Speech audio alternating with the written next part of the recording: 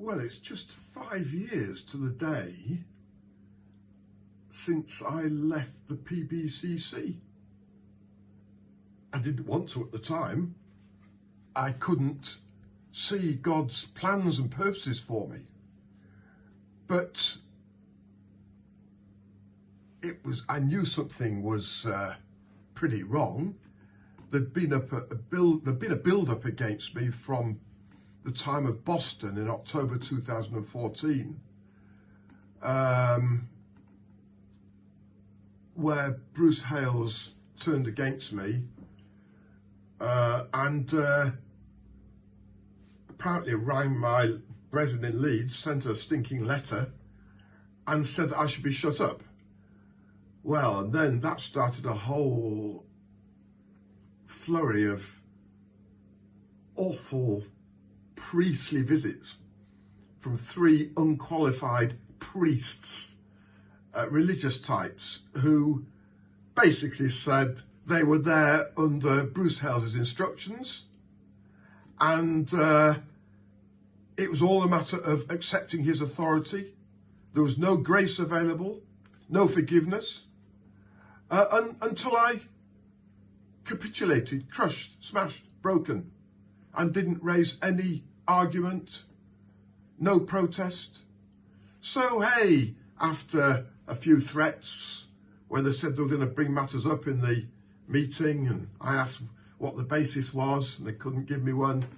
Eventually, with the sheer pressure of priestly visits and all going on, I was rebuked in assembly for interfering in other places' administration when it's a pure care matter. All I was doing was answering pleas for help amongst the brethren community, and because the care was exercised in places other than my own local place, and I wasn't allowed to do anything there much anyway, it was regarded as a breach of assembly protocol, which says that you can't interfere in other places of administration. I always thought care was universal, whether I'm in Timbuktu, Sydney, New York, or Otley, to name a few home names.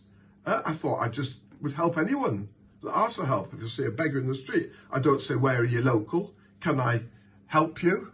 So some of these crazy rules that are enforced to the detriment and defamation, and it wasn't easy being rebuked in front of your family and all those you loved. But hey, I bounced back after the first rebuke on the 9th of January 2015 and started asking questions about what had gone wrong.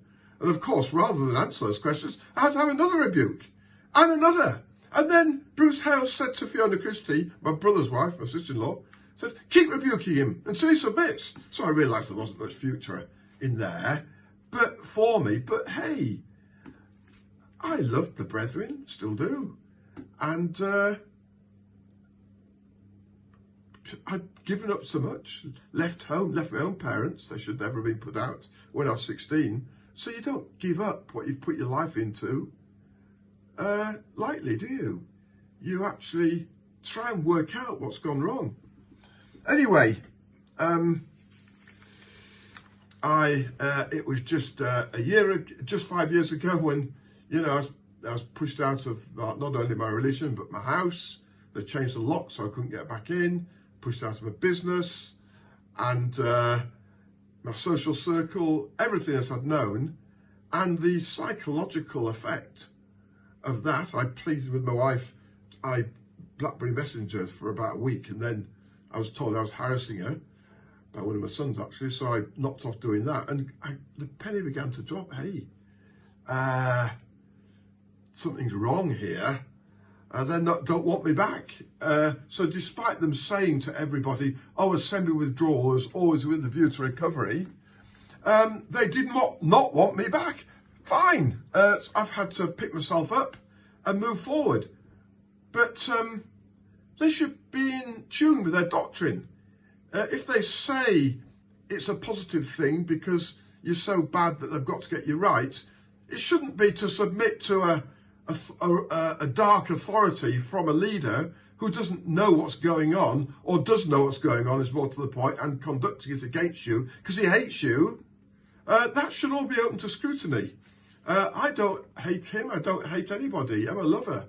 But why should he hate me to the point of shaming me, punishing me, excluding me, and imposing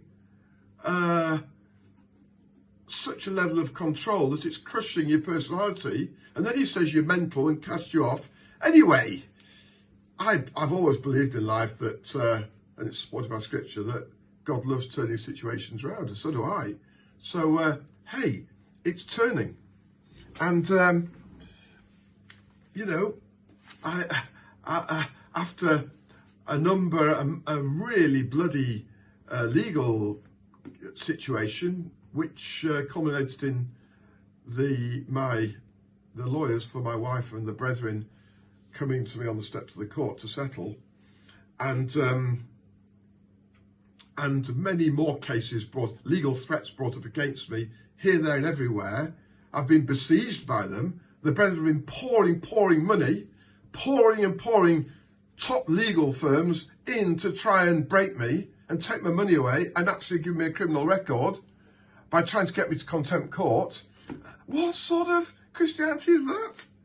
But hey, it either makes you strong because you're determined to fight for justice and your rights, actually, human rights, because that's only legal, it's only right, or you just do what is very easily done, that's just to crumple up and die and think you're so bad and worthless, and that life's not worth living. Well, that's not me. And there's a few things happening. The greatest news is that I've met my wife-to-be, Olivia Francis. Well, I actually met her some 20 years ago. We haven't met since because of the COVID legislation, and I haven't been vaccinated, so I can't just nip out to Australia, nor is she, so she can't just nip out to England. So, but we knew each other well enough from when we met. I was called over to Philadelphia, actually, by Bruce Hales, when Richard Weir, dear coloured brother from Philadelphia, asked for my help in business, and I helped to set him up in business. It was actually taken away from him and given to some Wallace brethren that moved from England to support the smaller meeting. But nevertheless, we tried our best, and I guess I caught Olivia's eye in that time, enough for her to commit herself to me fully. Now at this stage, without even seeing me. Fantastic. It's God's goodness comes in, and she is magical. She's got a whole brethren thing weighed up. She had a packet for two. But hey, it says somewhere, in pressure thou hast enlarged me. Is that a psalm? So the more the pressure, the stronger you get. If you're with the Lord, and if you've got a mind and you've got feelings, that try and crush your feelings, but it's actually your love that comes through the greatest pressure. So,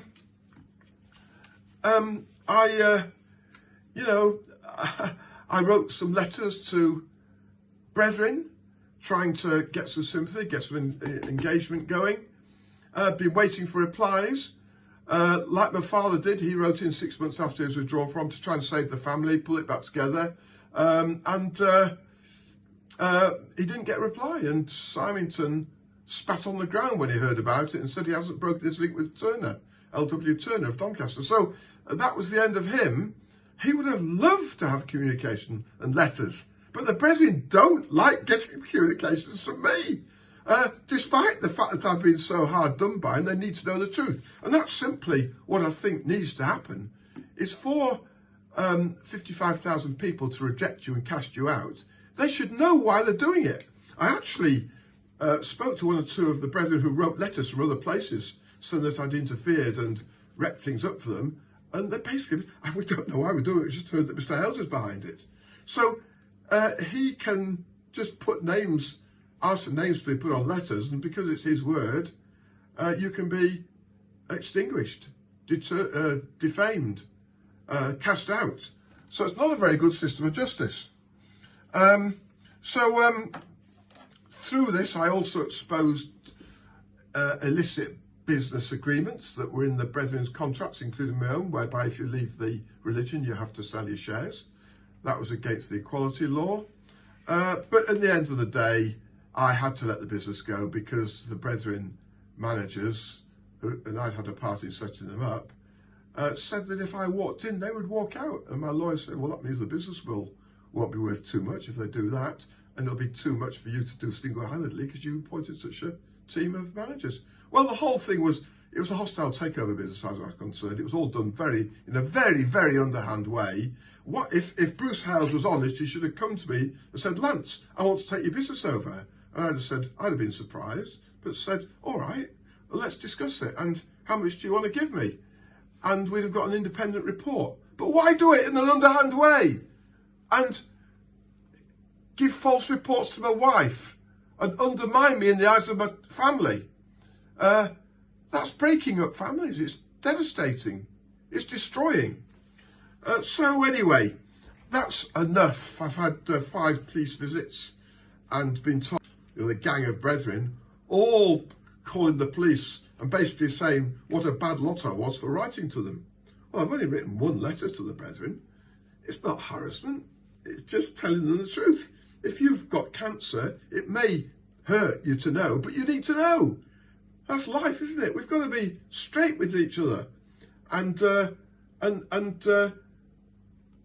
just tell each other what the true situation is, rather than live in a make-believe world, which is making out that everything's all sweetness and light, and we're such kind, lovely, charitable people that we need supporting by the taxpayer because we're setting out features of Christ. Breaking up families isn't setting out the features of Christ. It's the devil's work. So it must stop. Simple as that. Anyway, I'm very happy because I'm inheriting a super family. 3 very intelligent children, very fit, gone in for sport, something I wasn't allowed to do when I was younger. I'm trying to make up a bit now, doing a bit of cricket training, personal training, a lot of walking and fitness. And we're all going to move into a super new house at Silkstone, Penistone, South Yorkshire, on the road between Barnsley and Manchester. And yeah, so I love kids, and I'm just loving to take up, really longing and looking forward to taking up family life again. And I'm sure one day I'll get my original children back and my grandchildren. I'm no threat to them. They're just scared to reach out to me, terrified in fact, because of the awful things that have been said about me with no substantiation at all. Yeah, there's a few things I want to do. I think the brethren should change from being an exclusive set of brethren to being an inclusive set of brethren. That would change the thing fundamentally. And, you know, I think what I'm doing, I'm setting up a few businesses under the banner of the LJC Foundation, which are all ethical businesses. They will all